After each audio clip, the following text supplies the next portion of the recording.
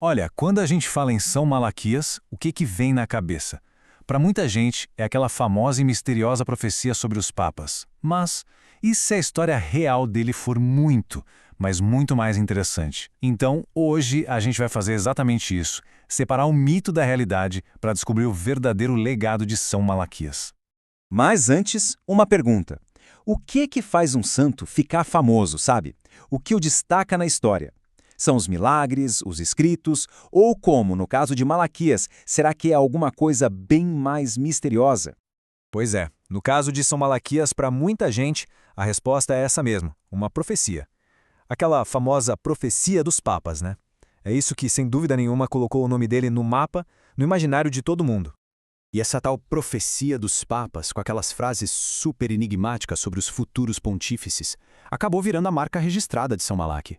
É um mito, né, que, nossa, capturou a imaginação popular por séculos a fio.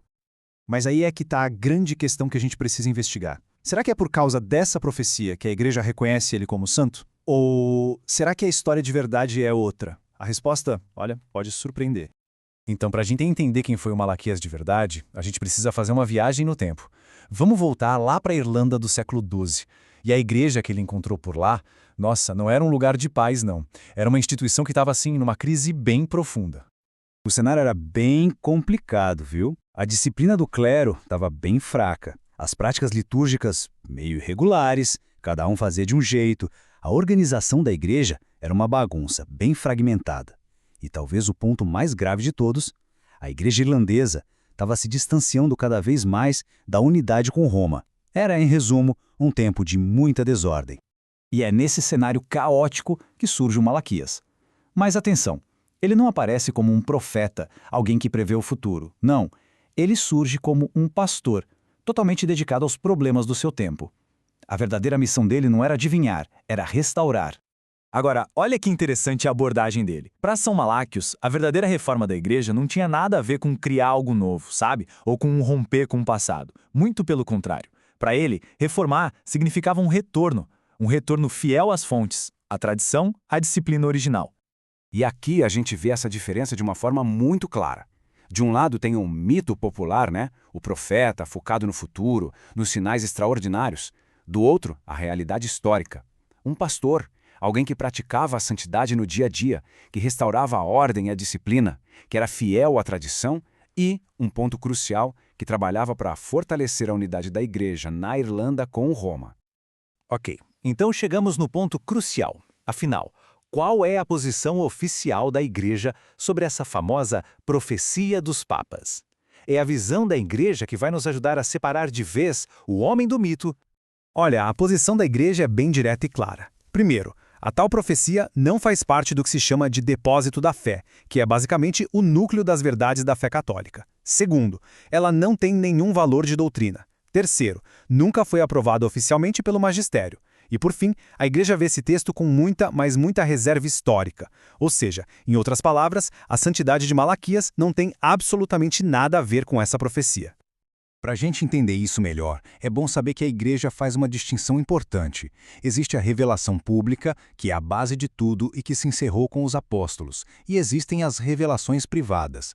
Mesmo quando a igreja aprova uma revelação privada, ela serve só para ajudar as pessoas a viverem melhor a fé num certo tempo.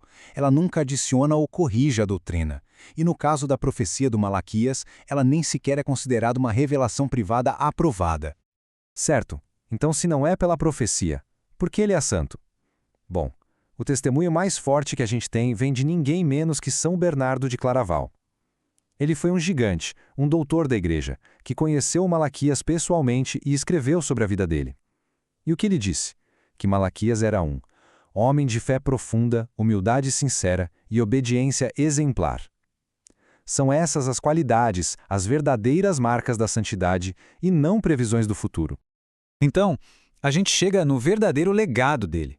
Não é um legado de profecias, de previsões. É um legado de fidelidade. Uma fidelidade inabalável, num tempo de crise profunda.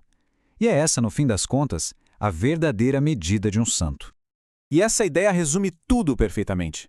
A grandeza de um santo como Malaquias não está em supostamente ter previsto o futuro. A grandeza dele está em ter sido fiel à sua missão. todos os dias, até o fim da sua vida, lá em 1148. E o que fica de lição para nós? São Malaquias deixa um modelo muito claro de como fazer uma verdadeira reforma. Primeiro passo, começar com a conversão pessoal. Segundo, praticar a obediência à igreja. E terceiro, ser sustentado o tempo todo pela oração e pelos sacramentos.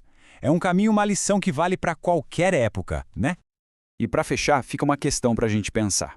Num mundo que está sempre buscando a novidade, o novo, o que significa encontrar um caminho para o futuro olhando para trás, para as fontes, como fez São Malaquias? A história dele nos lembra de uma coisa importante. Às vezes, o maior avanço que a gente pode ter é, na verdade, um retorno ao que é essencial.